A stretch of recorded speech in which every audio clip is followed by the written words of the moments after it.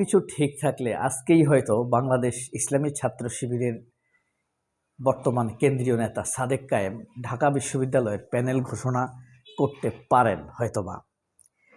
এখন কথা হলো, কে হবেন প্যানেল, কে থাকবেন, কে মোকাবেলা করবেন উমামা ফাতেমার মতো মিথ্যাবাদীদের বা আপনার মেঘ মোল্লার বসুর মতো বৃদ্ধ বুদ্ধিজীবীদের।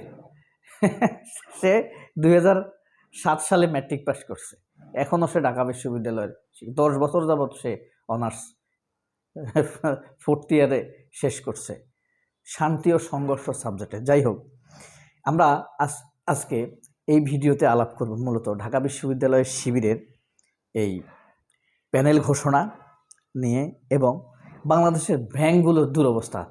4টি ব্যাংকের এমডি আপনার পদত্যাগ করেছে, এটা রহস্যকর, এটা কিন্তু একটা বিরাট রহস্য। ব্যাংকের এমডিরা কেন পদত্যাগ করছে? 4 জনের 4 কারণ, আবার 4 জনের সাথে কথা বলে 4 রকম কথা শোনা গিয়েছে। তবে হ্যাঁ, এই যে দেখেন আপনি,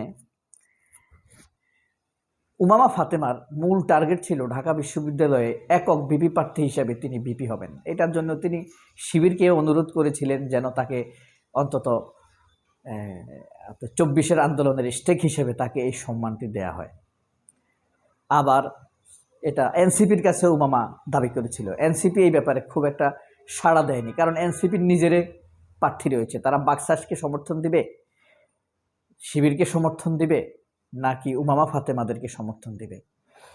কারণ শিবির ছিল আন্দোলনের অন্যতম মেরুদণ্ড। তো এনসিপির সিদ্ধান্ত নিতে না পারার কারণে এই উমামা ফাতেমা প্রথমে শিবিরের উপরে খেপেছে, তারপরে এনসিপির উপরে খেপেছে, তারপরে খেপেছে তারা বাকশাসের উপরে। এনসিপি নাকি 24-এর আন্দোলনকে বাজারে তুলেছে, বিক্রি করে ফেলেছে, বেচা বিক্রি হয়ে গিয়েছে। শিবির নাকি পরাকিয়া করে, তারপরে বাকশাস নাকি এখন চাঁদাবাজি করে। এনসিপি আবার বাকশাসকে সমর্থন দিচ্ছে, আশ্রয় প্রশ্রয় দিচ্ছে। এসব নিয়ে উমামা ফাতেমার ক্ষোভ। অথচ উমামা ফাতেমার সচিবালয়ের বারান্দায় ঘুরে বেড়াতেন কার প্রমোশন লাগবে, কার কাজ লাগবে, কার কন্ট্রাক্টারি লাগবে, এইসব নিয়ে টাকার বিনিময়ে। আর উমামা ফাতেমা এখন এসব বলে বেড়াচ্ছে। চ্যানেল আই, প্রথম আলো এগুলা প্রচার করছে। আর চ্যানেল আই, প্রথম আলোতে কোনো খবর দেখলে অন্যান্য মিডিয়ায় সেটা প্রচার করে, ওই যে তাদের সম্মিলিত প্রপাগান্ডার অংশ হিসেবে। এরপরে আপনার তিনি এখন সেই মিথ্যাচার করেই যাচ্ছেন। তার মিথ্যাচার এমন পর্যায়ে পৌঁছেছে যে তার এখন প্যানেল ঘোষণায় হয়তোবা সম্ভব হবার সম্ভাবনা কমে যাচ্ছে। এরপরে দেখেন আরেকটি বিষয়, বাংলাদেশের ব্যাংকগুলোর কিন্তু দুরবস্থা। ব্যাংকগুলো নিয়ে আমি আলাপ করতাম না, আমাকে যারা দেখে ভিডিও, আমি প্রায় দেখি বেশিরভাগ লোকই প্রবাসী, এবং সেটা সৌদি আরব, মালয়েশিয়া, আমেরিকা। ব্যাংকগুলোর ব্যাপারে আমি সতর্ক করে রেখেছি, আপনারা কোথায় রিজার্ভ করেন, টাকা প্রিজার্ভ করেন, সেটা সতর্কতার সাথেই করা উচিত বলে আমি খুবই যৌক্তিক মনে করি। আপনার এই যে দেখেন, বিশেষত Dhaka bank, farmers commerce bank, মেঘনা ব্যাংক, সাউথ ইস্ট ব্যাংক, এই 4টা ব্যাংকে আপনারা যদি টাকা পাঠিয়ে থাকেন খুব সতর্কতার সাথে পাঠাবেন। 4টা ব্যাংকের কথা সংক্ষেপে বলি। ঢাকা ব্যাংকের মালিক কিন্তু মির্জা আব্বাস। তাদের বিজনেস স্টেবিলিটি খুবই কম। তাদের যদি পারিবারিক বিজনেস স্টেবিলিটি না থাকে, ব্যাংক এটা বন্ধ হয়ে যেতে পারে। এখন অন্য কাউকে তারা চেয়ারম্যান বানিয়ে রেখেছে, শামসুর রহমান পাটোয়ারি বা এরকম কেউ একজনকে। এই ঢাকা ব্যাংকের এমডি, চিফ স্টাফ বা এমপ্লয়ীদের মধ্যে টপ পার্সন এমডি, তিনি ছিলেন মারুফ নিয়াম। এবং যেই কারণে তিনি এই পদত্যাগ করেছেন ঢাকা ব্যাংকের এমডি পদ থেকে, জানা গেছে বাংলাদেশ ব্যাংকের দেওয়া কিছু 3টি সিস্টেম তিনি মানতে পারেননি। বুঝেন, কিন্তু আপনার টাকা অনিরাপদ হয়ে যাচ্ছে। 3টি সিস্টেম কি? বাংলাদেশ ব্যাংক, এই যে ঢাকা ব্যাংক বিমা করা লাগে বাংলাদেশ ব্যাংকের কাছে, এটা একটা সিকিউরিটি অ্যামাউন্ট আছে, প্রতি লাখে 8 পয়সা, প্রতি হাজারে 8 পয়সা, আর 1 লাখে 80 টাকা। 1 লাখে 80 টাকা ওখানে জমা রাখতে হয়। এখন এই 1 লাখে 80 টাকা যদি 1 কোটি হয় তাহলে কত? 800 টাকা। 100 কোটি হলে 8,000 টাকা। এখন 100 কোটি টাকা যদি ব্যাংকে থাকে, ঢাকা ব্যাংকে থাকে, তাহলে 8,000 টাকা থাকবে বাংলাদেশ ব্যাংকে সিকিউরিটি অ্যামাউন্ট। এখন 100 কোটি টাকা চুরি হলে ওই 8,000 টাকা থেকে আপনাকে কি ক্ষতিপূরণ দিবে? পারবে ক্ষতিপূরণ দিতে? পারবে না। আশ্চর্য ব্যাপার হলো ওই 8,000 টাকাও তারা বাংলাদেশ ব্যাংকে রাখে নাই। এই নিয়মটি ভঙ্গ করেছে ঢাকা ব্যাংক। ঢাকা ব্যাংকের ভিতরে মারাত্মক সমস্যা, দুর্নীতি। মির্জা আব্বাস এই ব্যাংকে টিকায় রাখার জন্য 14 সালে আন্দোলনকে ধ্বংস করে দিছে। শুধু ব্যাংক টিকানোর জন্য ব্যাংক আন্দোলন ধ্বংস করছে, বিএনপিকে ধ্বংস করছে।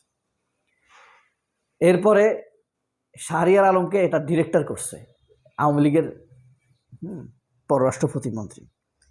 তো আরও দুটি নিয়ম আছে, সেটি হলো আমানতদারের নিশ্চয়তা, একটা গেল। দ্বিতীয়ত হলো লোন রিটার্ন, অর্থাৎ আপনি যে বাজারে লোন দিচ্ছেন মানুষকে, গ্রাহককে, সেই লোন রিটার্ন করার ব্যাপারে ব্যর্থ হয়েছে। আরেকটি হলো আমানতের বিপরীতে লোনের পরিমাণ। একটা হলো লোন দিয়ে সেটাকে রিটার্ন আনা, আরেকটা হলো আপনার যে পরিমাণ টাকা আমানত আছে ব্যাংকে, ধরেন 1,000 কোটি টাকা যদি থাকে বা 100 টাকা যদি থাকে, আপনি লোন দিতে পারবেন 20 টাকা। কারণ অন্য কেউ যদি টাকা তুলতে চায় তাকে টাকা দিতে হবে না, শুধু সবগুলো লোন দিয়ে দিলে তো হবে না। কিন্তু তারা লোন দিয়ে ফেলেছে বেশি। এই দুইটা বিষয়, একটা হলো আমানতের বিপরীতে লোন দেওয়ার পরিমাণ, আরেকটা হলো লোনের রিটার্ন। এই তিনটি শর্ত তারা রাখতে পারেনি। এই কারণে মারুফ নিয়াম পদত্যাগ করেছেন। এরপরে কমার্স ব্যাংকের এমডি মোশাররফ হোসেন, তিনি ব্যাংকের লক্ষ্য পূরণে ব্যর্থ হয়েছেন। এই কারণে মালিক পক্ষ তাকে পদত্যাগ করিয়েছে। এরপরে মেঘনা ব্যাংক, মেঘনা গ্রুপ আছে না, 71 টিভি, তাদের ব্যাংক মেঘনা ব্যাংক, কাজী আইরান খলিল পদত্যাগ করেছেন। তিনি বলেন, আমি কোনো কারণ জানি না আমাকে কেন পদত্যাগ করেছে, মালিক পক্ষ আমাকে হঠাৎ করে ছুটিতে পাঠিয়েছে। অর্থাৎ মেঘনা গ্রুপের মালিকরাই তাকে হঠাৎ করে ছুটিতে পাঠিয়ে। এরা এমডি হয়েছে তো কোনো আওয়ামী লীগের রেফারেন্স নিয়ে, অথবা ধরেন অর্থমন্ত্রীর সুপারিশ নিয়ে, মোস্তফা কামালের সুপারিশ নিয়ে এরা এমডি হয়েছে। কথা বলছেন, ব্যাংকগুলোর অবস্থা এরা যেমন তছনছ করেছে, আওয়ামী লীগের টাকা চুরি করে পাচার করেও তছনছ করেছে। আর সবচেয়ে বড় কথা, মেঘনা ব্যাংক সবচেয়ে বেশি টাকা পাচার করেছে বাংলাদেশ থেকে। আওয়ামী লীগের যত টাকা পাচার হয়েছে তার 30% এককভাবে পাচার হয়েছে এই মেঘনা ব্যাংকের মাধ্যমে। এটা লুকানোর জন্যই মেঘনা ব্যাংক তাদের এমডিকে সরিয়ে দিচ্ছে, কারণ তারা কোনো কারণ দেখায়নি। মেঘনা ব্যাংকের এমডিকে সরানোর জন্য বাংলাদেশ ব্যাংক বলেনি। তারপরে সাউথ ইস্ট ব্যাংক, এই সাউথ ইস্ট ব্যাংক হলো বিখ্যাত দানবীর রাগিব রাবেয়া মেডিকেল কলেজ সিলেটের মালিক। এই মেডিকেল কলেজটি তার কাছ থেকে ছিনিয়ে নিয়েছে কে? সুরেন্দ্র কুমার সিনহা, এই যে শেখ হাসিনার বিচারপতি, বাংলাদেশের জুডিশিয়াল কিলিংয়ের মাস্টার মাইন্ডদের একজন। এই ছিল এই পর্বটি। সবাই অনেক ভালো থাকবেন। আল্লাহ হাফেজ। আসসালামু আলাইকুম।